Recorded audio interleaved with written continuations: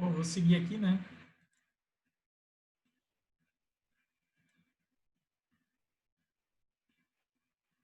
Só vou adicionar aqui algumas pessoas que estão chegando, mas já vou seguindo logo direto. Se alguém mais chegar, qualquer coisa avisa.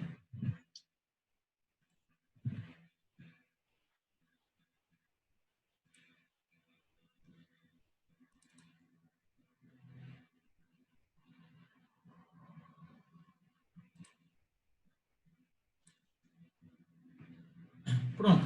Como eu estava dizendo, tem umas incertezas, só que essas incertezas que porventura tenha no equacionamento, né, elas são transferidas para o fator F, o fator de rugosidade, e assim o equacionamento funciona perfeitamente, né? Eu tenho que ficar vendo aqui se tem mais alguém chegando.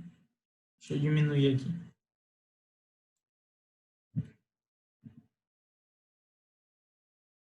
Beleza. Se vocês substituírem a velocidade do sistema por Q sobre área e aplicar naquela equação lá de universal, vocês vão obter o seu sistema, o diâmetro, né, como se fosse uma potência quinta lá do seu sistema. É bem simples de fazer isso aqui. Para quem já pegou hidráulica 1, eu já fiz mais ou menos demonstrando como é feito, né? E como obter o fator K lá, que utiliza naquela equação padrão. Então, tem 0,08267 vezes o F, né? Quando você substitui o V por Q sobre A, todas as constantes a gente trabalha lá no equacionamento e faz um valor único, né? Vezes o valor de F, e isso é igual a um K, que a gente utiliza quando a gente está usando sistemas em série, em paralelo. Tem um equacionamento que tem um valor de K lá. Basicamente é trabalhar as unidades constantes, os valores numéricos constantes, e multiplicar vezes o F, o fator de rugosidade, quando aplicar o V igual a Q sobre A nessa equação da fórmula universal. Não é nada de outro mundo, não. Se algum momento eu tiver a mexer com isso, eu falo novamente, né, como é feito.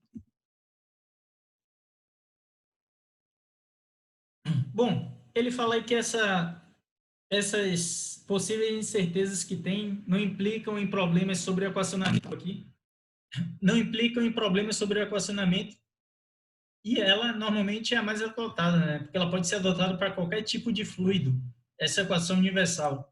Por isso que ela é interessante, né? Gases, entre outros aí, vocês vão estar podendo aplicar esse equacionamento. Bom, a perda de carga, então, ela vai ser em função do material, que eu já falei para vocês. O tipo de material, ele é importante por quê, né? Isso aqui eu bato sempre, porque às vezes você vai trabalhar, vai fazer um projeto e esquece do material. O material é uma das coisas mais importantes, né? Você vai ter que avaliar a pressão que vai estar seu sistema, porque tem que ver se o material que você escolheu, ele resiste a essa pressão na qual vai estar seu sistema. Então, o tipo de material e a pressão que tem lá é fundamental para você definir o que comprar. E o que comprar vai implicar em custos no seu projeto. O processo de fabricação dos tubos, então quem quiser ver algo da Saint-Gobain, tem algumas coisas sobre o processo de fabricação deles. O comprimento, quanto maior, vai ter mais perda de carga. Técnicas de assentamento, aquela questão de colocar a cama de areia, entre outros aspectos aí, pode estar interferindo em problemas também. Conservação das paredes de tubo e medidas protetoras que vocês têm durante o funcionamento do sistema. Alguma coisa para evitar o golpe de ariete, entre outros aspectos aí. Que a gente tenha, tudo isso vai interferir no comportamento do sistema.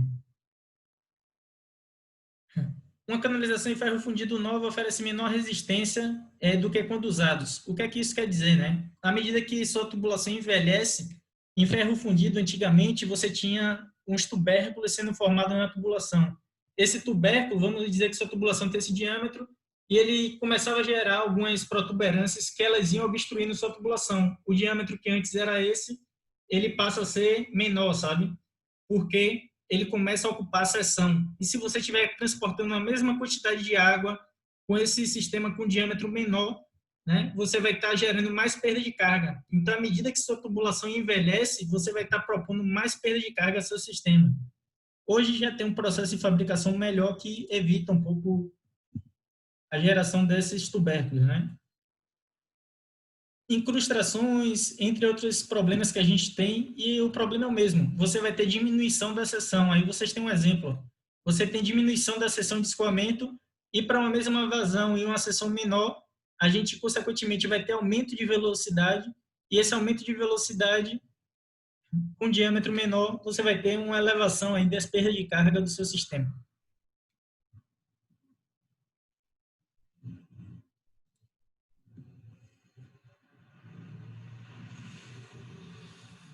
Bom, a gente vai ter diversos tipos de materiais, né? Então, os que não são metálicos, normalmente a gente vai ter uma perda de carga um pouco menor, porque a rugosidade acaba sendo um pouco menor do que esses.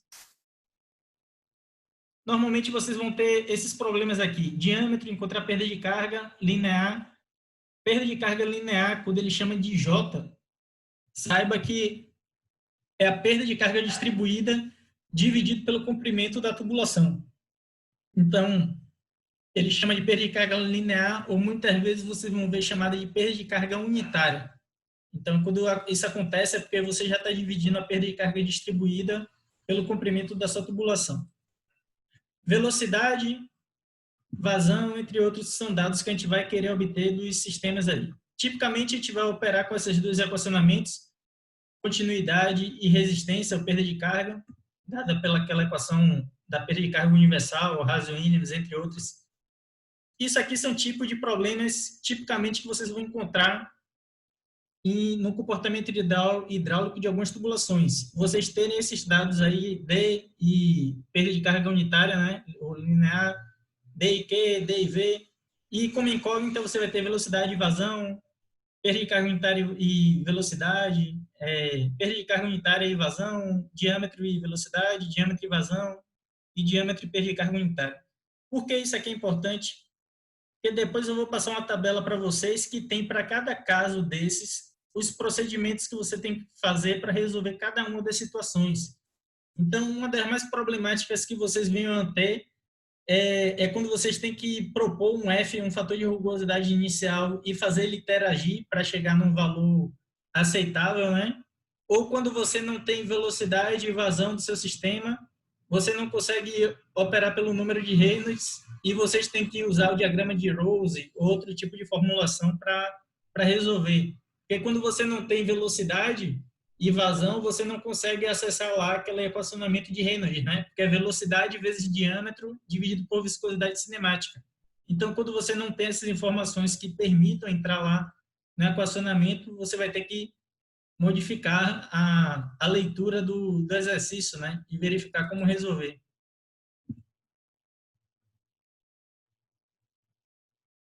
Quando você conhece diâmetro, normalmente você vai ter essa situação de resolução imediata.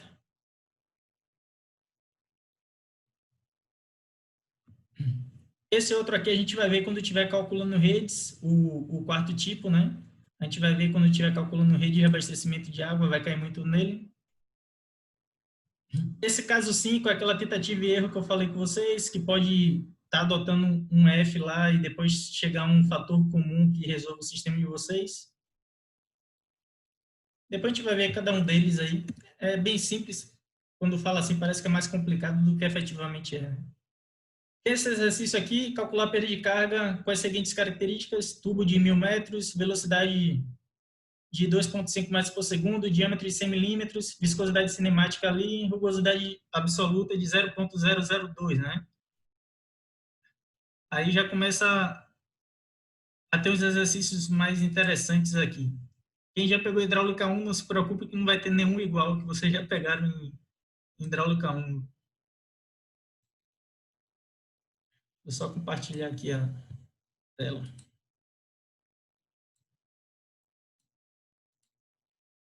Bom, eu já fiz praticamente todos os exercícios, aqui eu vou tentar mostrar como é que vocês obtêm ele pelo diagrama de Moody, né?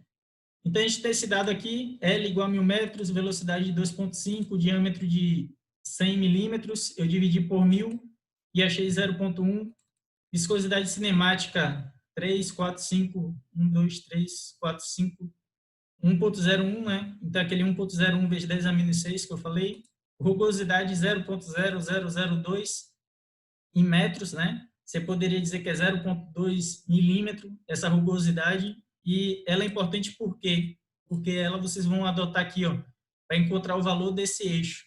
É esse Ezinho aqui, ó. Deixa eu ver, tá aparecendo. É esse Ezinho aqui, vai ser a rugosidade absoluta, e quando você dividir por diâmetro, você vai ter a rugosidade relativa, que a gente chama, né? Então, quando você divide E sobre D, você vai achar esse valor aqui, 0,02. Eu dividi aqui essa rugosidade absoluta pelo diâmetro e encontrei esse valor de 0,002. Vocês veem nesse diagrama de Moody, ó, encontra o valor de 0,002 aqui. Então, vocês vão ter, inserir formas, né?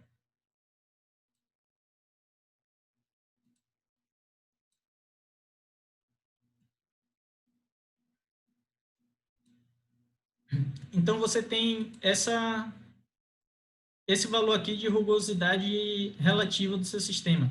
Bom, qual outro valor que vocês têm que encontrar? O número de Reynolds, que é essa parte de baixo aqui desse gráfico. O número de Reynolds é V vezes D,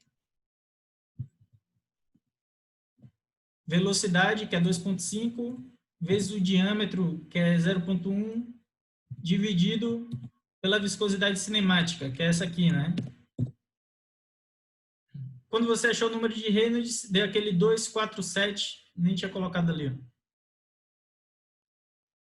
Deu 247,524. Só que aqui nesse gráfico, ele está em notação científica, né? Está 10 ao cubo, que eu falei que é 1.000, o 2 aqui é 2.000, 4, 4.000, 5.000, e o 10 à quarta, 10.000. Quando tem um 2 aqui, quer dizer que é 2 vezes 10 à quarta, 20.000, 50.000, e chega em 10 à quinta, que é 100.000, né? O valor da gente aqui é 247,524. Se eu colocar em notação científica, você corre a vírgula aqui, 1, 2, 3, 4, 5, 2,47 vezes 10 elevado à quinta, né?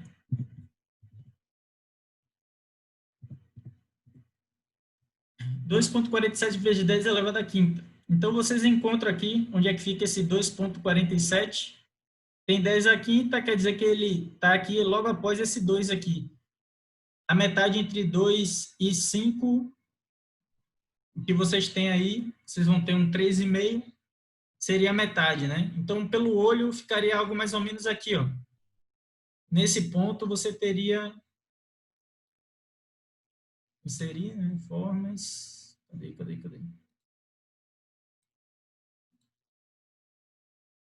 Vamos supor que esteja mais ou menos aqui. Você vai ter o valor do número de Reynolds, aquele 2,47 vezes 10 à quinta. Beleza. Quando você encontrar a interseção desses dois pontos aqui, ó, dessa curva de 0,002. Então, como essa curva nesse ponto ela subiu um pouquinho, tá vendo? O ponto dela vai ser exatamente na curva. Você está vendo que ele subiu um pouco aquela retinha do outro lado, né? É porque essa curva de 0,002 ela vem subindo. Então, como esse ponto aqui, ele entrou em contato com ela nessa subida, você tem que encontrar ela nessa subida dessa reta, porque ela equivale a esse ponto 0,002 aqui. Beleza. Depois que você encontrou esses dois, a união deles dois aí, a interseção entre esses dois pontos é o que você vai ter como se fosse o valor de f de vocês. Então, ele deve dar mais ou menos aqui. Está um pouco ruim aí, não está tão reto, né? Mas, à medida que esses dois pontos se juntaram, encontrei a união deles, dessa união eu rebato nesse lado esquerdo do gráfico e ele sai com o valor de f de vocês. E aqui seria mais ou menos esse 0,024. Então, com f, você joga naquela equação universal, f vezes L sobre D, vezes V ao quadrado sobre 2G. Então, eu peguei o J8, que é meu f, J3, que é o L, J4 ao quadrado, que é a velocidade, que é 2,5, dividido o diâmetro, né? J5, que é o diâmetro, vezes 2, vezes 9,81. Quando vocês fizerem isso, vocês vão encontrar 76,45 MCA, né? Quer dizer que sua água ao ela se deslocar por essa tubulação, com essas características que ela tem de velocidade, né, e vazão que está passando em seu sistema, ela vai perder 76,45 MCA de pressão. Então, vamos supor que você esteja lá com o seu sistema de bombeamento e você quer mandar essa água em linha reta, entende? Eu estou mandando em linha reta, nem estou subindo nada. Só que se ela percorresse todo esse trecho em linha reta, aqui de 1.000 metros, com essas características, ela perderia 76 MCA de pressão. Para você conseguir fazer com que sua água percorra esses 1.000 metros aqui de tubulação, estando em linha reta, vamos supor, né? Vamos supor aí algo nesse sentido bem simplista, né? Se você fizer isso aqui, para ela conseguir atingir o ponto que você deseja, você vai ter que fazer ela vencer 76 aqui metros de coluna d'água de pressão. Então, você vai ter que propor um sistema de uma elevatória, um sistemazinho de bombeamento, que ele forneça essa altura extra aqui, ele combata essa perda de carga, entende? Então, se ele está em linha reta, vamos supor que você botou lá com altura manométrica de 78, 80, sei lá, algo assim, que ele chegue com a pressão residual lá no final, né? Claro que quando a gente vê sistema de abastecimento de água, vocês vão ver que quando a gente tem um sistema de abastecimento de água operando, a gente quer que ele tenha 10 MCA no ponto mais crítico, um máximo de 50. A gente vai ver como trabalhar tudo isso lá. Mas por isso que perda de carga é fundamental. Se você não calcular ela e não souber o quanto você está perdendo, seu sistema ele pode não abastecer o ponto que você gostaria que ele abastecesse, né? Deixa eu ver se já vai para outra questão direto. Ele vai aqui.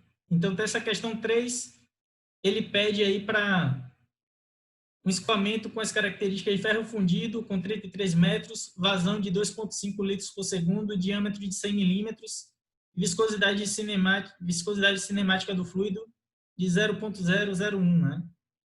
Ele diz ali para regime laminar como é que funciona. Então, vamos lá nessa questão. Eu coloquei aqui o comprimento, 23. A vazão de escoamento, eu peguei 2,5 e dividi por 1.000, para passar para metro cúbico por segundo. Diâmetro, era 100 milímetros, dividi por 1.000 para achar em metro. Viscosidade cinemática, coloquei igual que tinha ali. O fator de atrito, né? O fator de atrito aqui que vai ser algo interessante, mais para perceber. Não vai ser muito nossa situação típica, mas é bom ter noção do que está acontecendo aqui, né?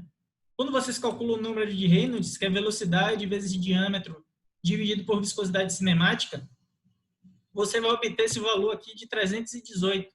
318 é menor do que aqueles 2.000, né? Então, se ele é menor que 2.000, o que é que acontece? É um escoamento laminar. Então, para escoamento laminar, o fator de atrito ele é calculado simplesmente por 64 dividido pelo número de Reynolds. Então, por isso que ficou fácil de obter aqui o fator de atrito de 0,2. Quando você aplica nesse equacionamento, fator de atrito vezes L sobre D vezes B ao quadrado sobre 2G, sai diretamente esse valor de 0,34 MCA, metro de coluna d'água. Essa daqui é simples também, então deixa eu ver aqui se ele já vai para alguma quarta questão ou se já vai para outra coisa.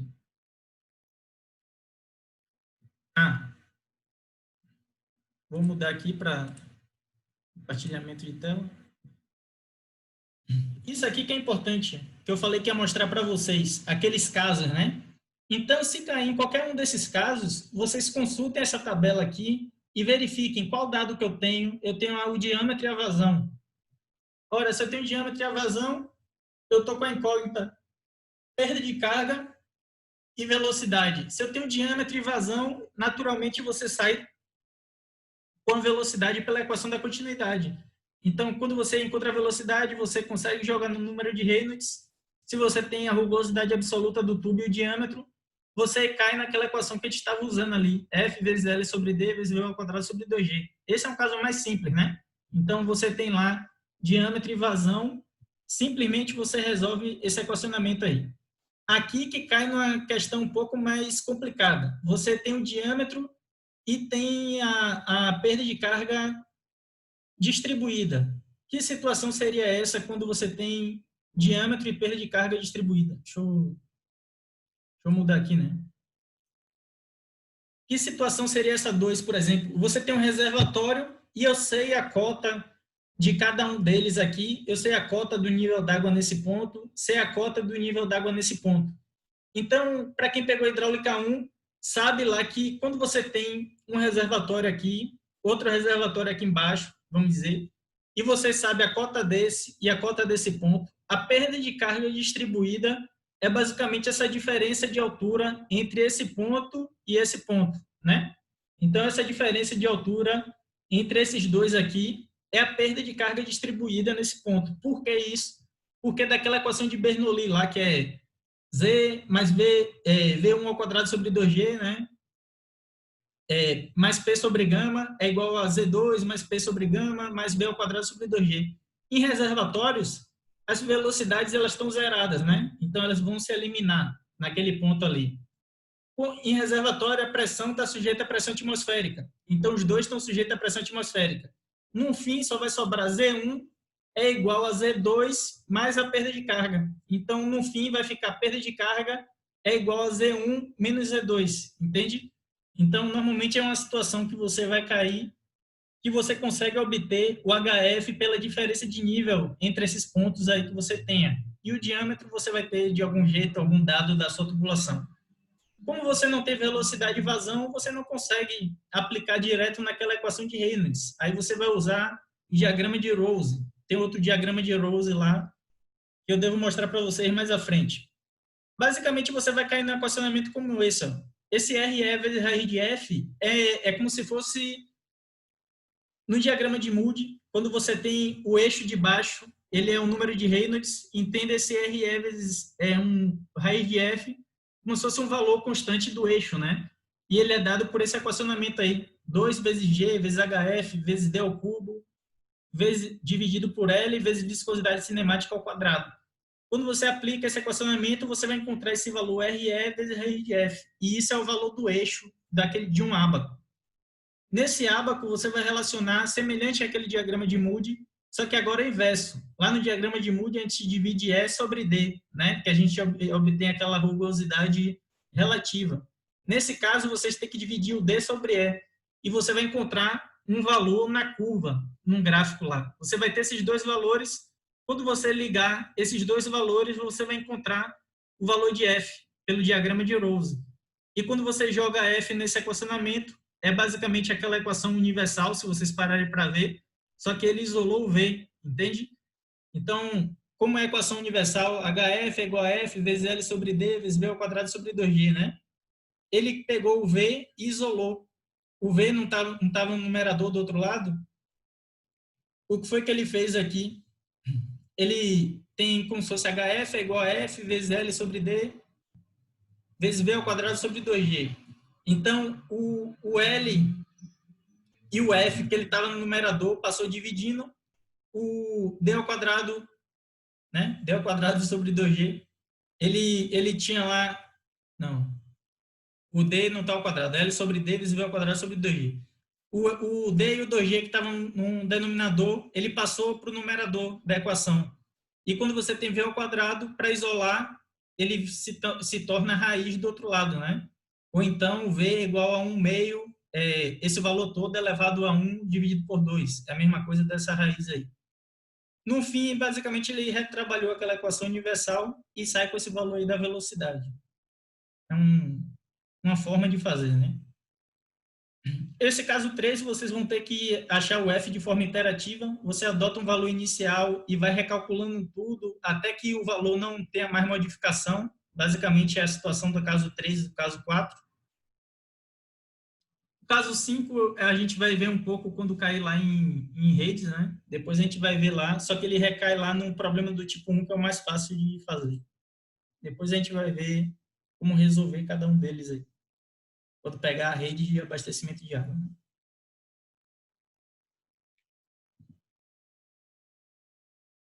Esse aqui é o diagrama de Rose. Então, o que eu estava falando com vocês, Tá vendo aqui nessa parte de baixo, você tem RE vezes F.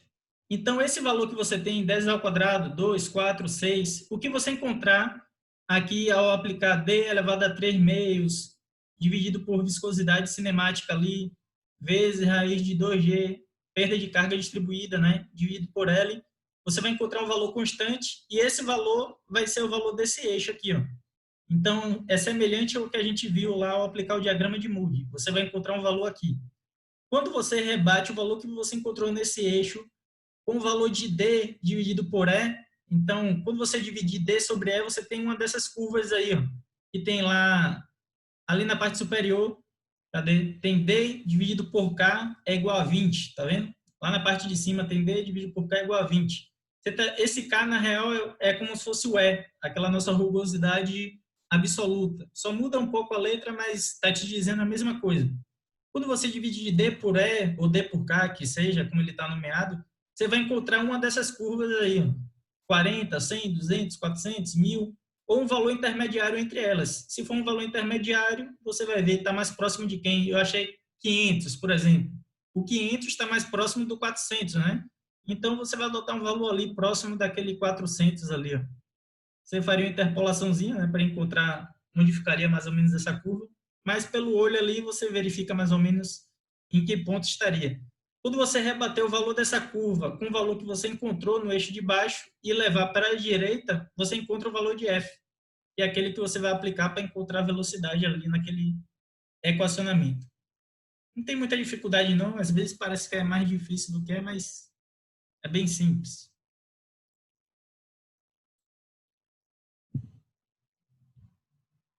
Aqui é o diagrama de Moody, já falei um pouco para vocês como é que ele funciona. Reynolds na parte de baixo. Lá na direita, a rugosidade relativa E sobre D, né? Ou K sobre D, se for usar que nem aquele do diagrama de Rose lá.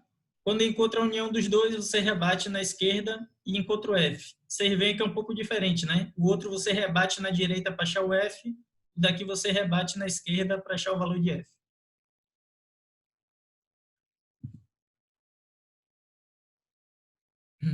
Esse exercício 4, ele é simples de fazer também. Eu já coloquei ali a unidade de pressão que está diferente, né? Eu coloquei em kilonewton por metro quadrado. Então, se vocês fizerem a conversão de pressão, basicamente, a gente encontra que é 5,1 MCA, esse sistema aí. Aí ele pede para, cadê? Tubulação de 50 milímetros, diâmetro de 100 metros, comprimento de 100 metros de comprimento, rugosidade de 0,05 milímetros. Então, dividam isso aqui por 1000, né? Se a queda de pressão ao longo desse comprimento não pode exceder 50 kN por metro quadrado, que é 5,1 MCA, com a máxima velocidade média esperada. Nesse caso aqui, ele já deu para vocês a perda de carga. Então, vocês adotem aí a perda de carga como se fosse esse 5,1, né? Se você adotar a perda de carga como se fosse isso, você sai com os outros valores que você deseja aí no equacionamento. Cadê? 50...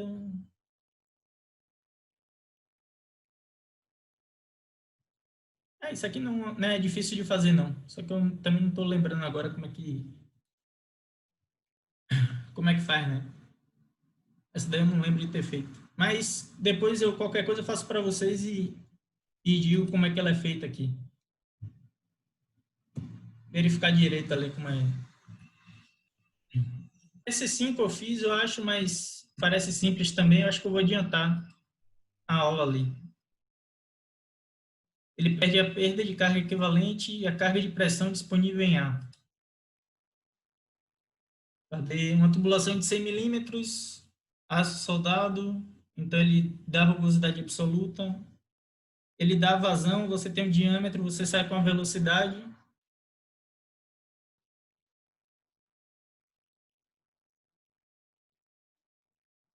Sentido.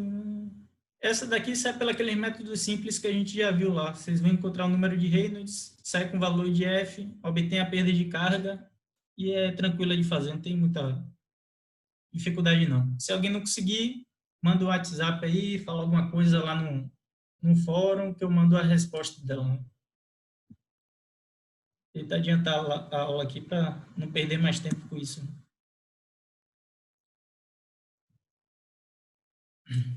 Bom, o que temos depois é a perda de carga localizada, que é causada por cada uma dessas peças. A gente vai ter algumas formas de calcular. Espero que a gente acabe logo tudo hoje, né? Para entrar em bomba já na aula que vem. A perda de carga, quando você tem essa abertura aí, você está saindo de uma tubulação de diâmetro menor para um diâmetro maior, você vai ter uma determinada perda localizada nesse tipo de ampliação, né? Nesse caso, é ampliação. É claro que essas ampliações não são tão bruscas que nem essa daí, que sai de um pequenininho e vai por um grandão logo. Normalmente a gente tem redução concêntrica, redução excêntrica, entre outros. Mas isso aqui eu já vi acontecendo em sistema de combate a incêndio. Às vezes tem uma tubulação bem grande e os caras reduzem para uma tubulação um pouco menor. E a perda de carga aí é dada por uma questão cinética, né? Aí é mais a dedução de como chega essa decomposição, mas eu vou adiantar aqui para a gente chegar na fórmula final logo dela.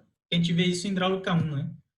No fim, você vai ter algo nesse sentido. Ó. Perda de carga localizada é igual a 1K vezes V ao quadrado sobre 2G. Esse K, cada tipo de peça, ele vai ter um valor associado a esse K aí.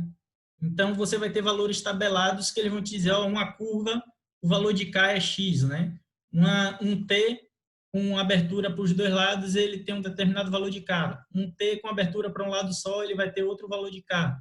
Então, para cada tipo de peça, um registro de gaveta, entre outros, uma entrada no reservatório, uma saída, você vai ter um valor de K específico. Quando você aplica esse valor de K e coloca a velocidade do seu sistema, da sua tubulação, você sai direto com a perda de carga localizada. Essa é uma das formas mais simples de fazer, né? Não sei se eu já coloquei direto a descobrimentos virtuais aqui. Não, pior que eu não coloquei. Deixa eu mudar aqui. Aqui é uma tabela com exemplo. Então, vamos supor ampliação gradual, valor de K 0,3. Se a velocidade for 2 metros por segundo, por exemplo, vai ficar 0,3 vezes V2 ao quadrado dividido por 2 vezes 9,81, né? Então, assim, você já sai direto com a perda de carga localizada do seu sistema. Se usar umas tabelas como essa e souber a velocidade do seu escoamento. Então, é bem simples de calcular a perda de carga localizada.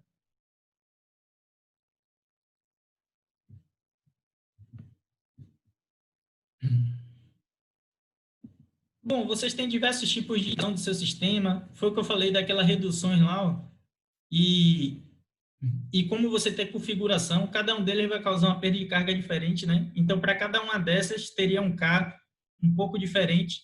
E ele explica aí, no caso de uma tubulação reentrante, as condições são desfavoráveis e K assume valor igual a 1. Quando você vai ter um arredondamento, você reduz esse valor de K. O que ele está querendo dizer com isso é que causa uma menor perda de carga quando você tem um arredondamento daquela entrada, né? Você não torna essa entrada muito brusca naquela tubulação ali. Então, as da direita lá, ele está causando uma menor perda de carga do que aquelas da esquerda.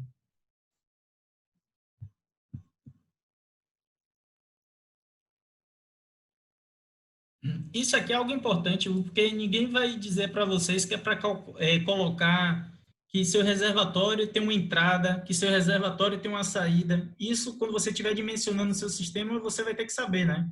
Então, você vai ter que colocar lá a entrada no seu reservatório, a saída do seu reservatório, vai saber a configuração do seu sistema para determinar o que você vai adotar como esse valor de K.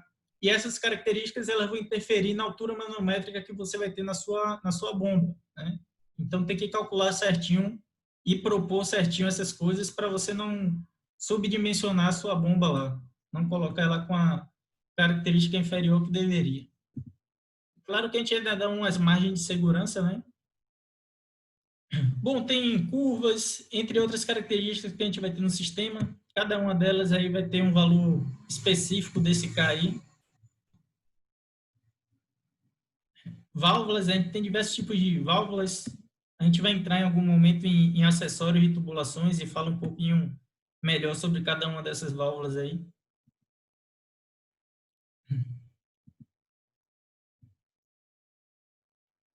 3, entre outros aqui. Eu vou adiantar essa parte porque é método. Isso aí a gente já vê um bocado em hidráulica, né? Hidráulica 1. O outro método de calcular perda de carga localizada é por esses comprimentos virtuais. Qual a diferença disso?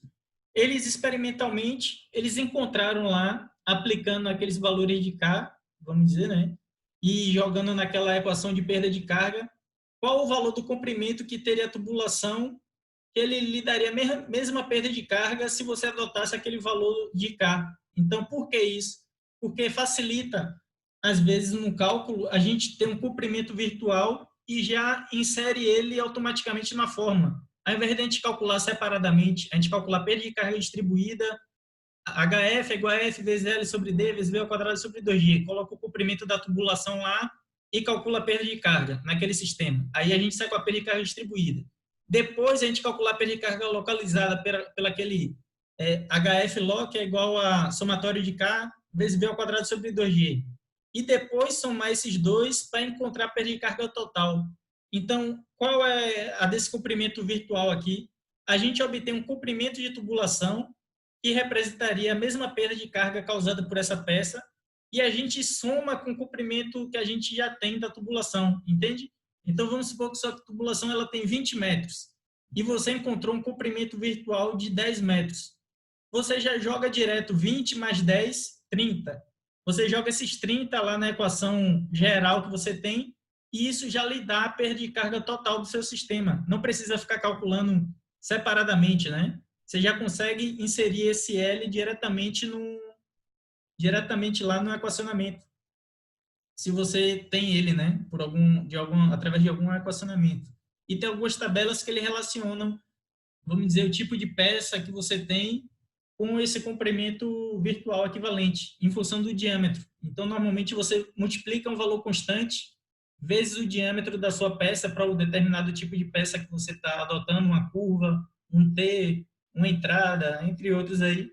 Quando você multiplica o valor constante dado pelo fabricante lá vezes esse diâmetro, você sai direto com o comprimento equivalente. E aí você já joga direto na fórmula e sai com a perda de carga total sem muita dificuldade.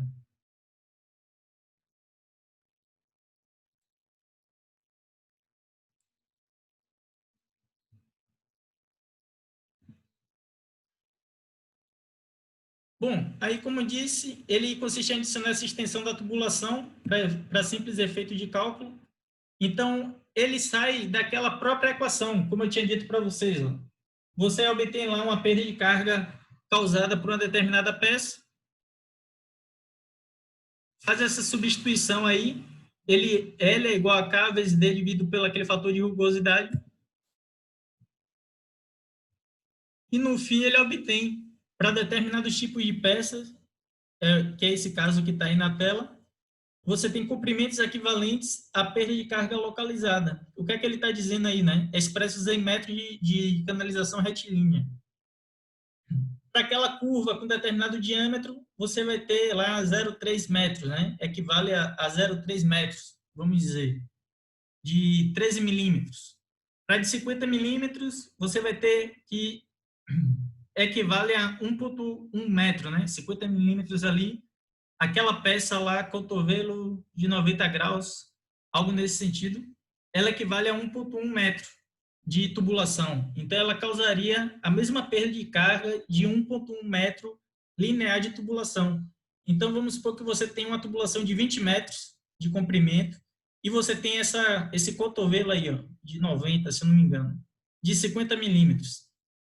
Então, você tem essa tubulação. Se você acrescentar o comprimento dela, né? Eu acho que eu falei 20, então vamos por 20 mais 1,1, 21,1, né? E fizer o resto dos cálculos lá da sua equação universal, você já sai direto com a perda de carga total do sistema. Então, basicamente, o que você faz é atribuir o comprimento, né, que cada peça dessa teria com o diâmetro dela, àquele comprimento real da sua tubulação. E assim você já sai direto com a perda de carga total do seu sistema, sem precisar fazer aquela parte intermediária, né? Do K vezes V ao quadrado sobre 2G, e assim vai. Mas fica a critério de cada um, é para dar o mesmo valor, é para dar próximo, né? Ao mesmo valor se você utilizar uma ou outra forma de fazer aí.